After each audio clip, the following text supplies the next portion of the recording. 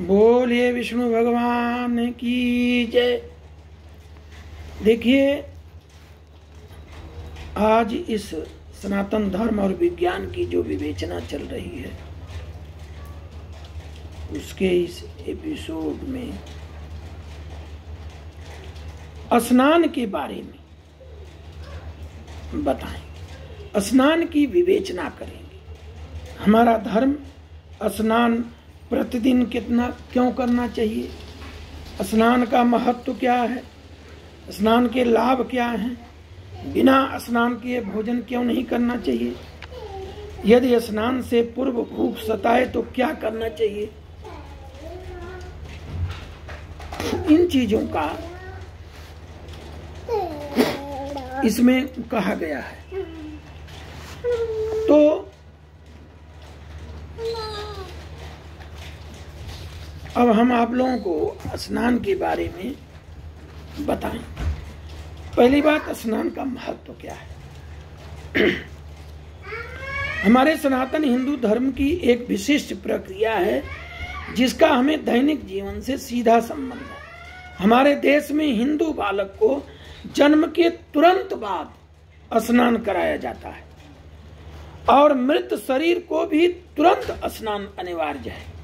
इस प्रकार जीवन से मृत्यु तक स्नान हमारी दिनचर्या से जुड़ा हुआ है। स्नान से शरीर पवित्र, स्वच्छ, दुर्गंधहीन और साफ सुथरा हो जाता है। दिन भर की थकान मिट जाती है, काम करने का मन रमता है, हानिकारक जीवाणु कीटाणु मर जाती है, भोजन हमारा शीघ्रता से पचता है। स्नान के इतने अधिक महत्व और लाभ के कारण ही इसे धर्म से जोड़ा गया। स्नान हिंदुओं के धर्म और दैनिक क्रिया का एक अभिन्न अंग है। स्नान के पर्व लगते हैं हमारे सनातन धर्म में। कुंभ का स्नान, अर्ध कुंभ का स्नान, अमावस्या का स्नान, सोमवती अमावस्या का स्नान, ग्रहण के बाद स्नान, ग्रहण के पहले स्नान, ये सारी चीजें हमें विज्ञान से हमको सुरक्षित करती हैं।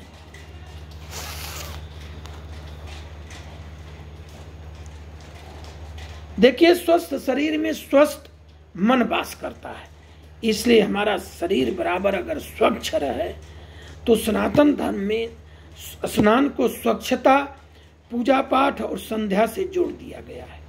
इसी कारण धार्मिक कार्यों से पूर्व स्नान अनिवार्य है। कुछ लोग स्नान से अपने को चुराते हैं। आज मौसम ठंडा है, आज ऐसा है, स्नान नहीं करेंगे। ऐसा नहीं करना चाहिए। सारा दिन मेहनत करने से पसीना आता है, शरीर में दुर्गंध आने लगती है। स्नान करने पर यह सारी चीजें खत्म हो जाती हैं। इससे शुद्ध वायु का प्रवेश होता है। अगर किसी कारणवश ये हमारे जो रुआ रुआ में छिद्र होते हैं ये बंद हो जाएं तो शुद्ध वायु कैसे प्रवेश करेगी। तो स्नान करने से शरीर ही हल्का फुल्का नहीं होता, बल्कि रोमकूप के बंद हो जाने से अनेक जो रोग उत्पन्न होते हैं वो नहीं होते। इसीलिए हमने हर चीज को धर्म से जोड़ दिया, इस विज्ञान को, कि ये पूजा करने के पहले स्नान करना है। स्वच्छता का यह प्रतीक।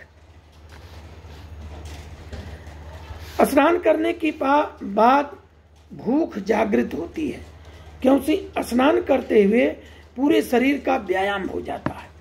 व्यक्ति भोजन अनमने भाव से न खाकर उत्चित और रुचि पूर्वक खाता है, जिससे खाया गया भोजन शीघ्र पच जाता है।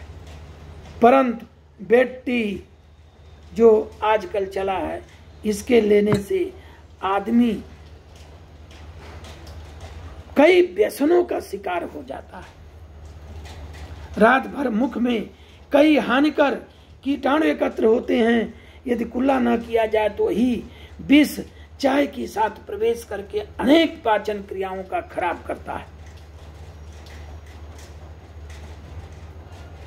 इसलिए अगर स्नान से पूर्व भूख सताए तो ऐसी अवस्था में गन्ने का रस, जल, दूध, फल, पान या औषधि में से किसी वस्तु का सेवन करना चाहिए। इस तथ्य की पुष्टि हमारे सनातन धर्म के, हमारे हिंदू धर्म के मनीषियों ने लिखा है कि इक्षुराज पयो मूलम फलम तांबूल औषधम भुक्त्या पीत वापि कर्तव्या स्नानादिको क्रिया।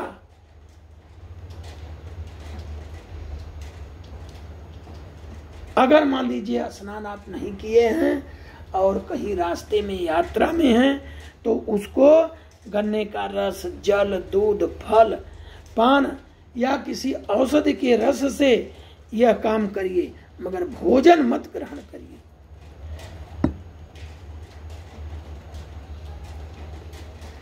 देखिए हमारे सनातन धर्म में भोजन के साथ जल को ग्रहण करना निषिद्ध माना गया है, नहीं पीना चाहिए। भोजन किया तो पहले पीजिए, नहीं तो भोजन के पौन घंटा बाद पीजिए, क्योंकि भोजन में तो स्वाभाविक रूप से जितना जल चाहिए विज्ञान के हिसाब से उतना जल तो रहता है।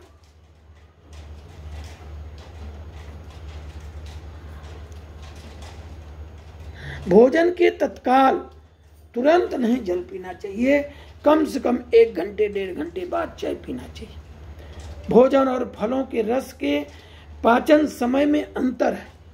फलों का रस शीघ्र पचता है, लेकिन भोजन पचने में 3 घंटा लगता है। इसलिए भोजन के साथ किसी भी प्रकार का फल का रस नहीं लेना चाहिए। आजकल तो लोग कोक, लिम्का, पेप्सी अनेक निषिद्ध पदार्थ खाते हैं, जिसको तो छूना नहीं चाहिए। हाँ, अगर आप भोजन के साथ कुछ लेना चाहते हैं तो लस्सी, छाछ, मट्ठा ये आप ले सकते हैं।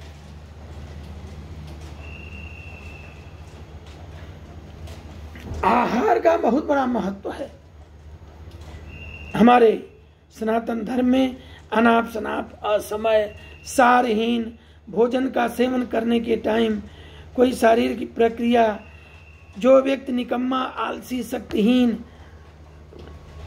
हो, उस किस्म से असंतुलित भोजन या आहार करने से ये सारी चीजें रोगी बना देती हैं। इसलिए विद्वानों ने तो बहुत कुछ लिखा है।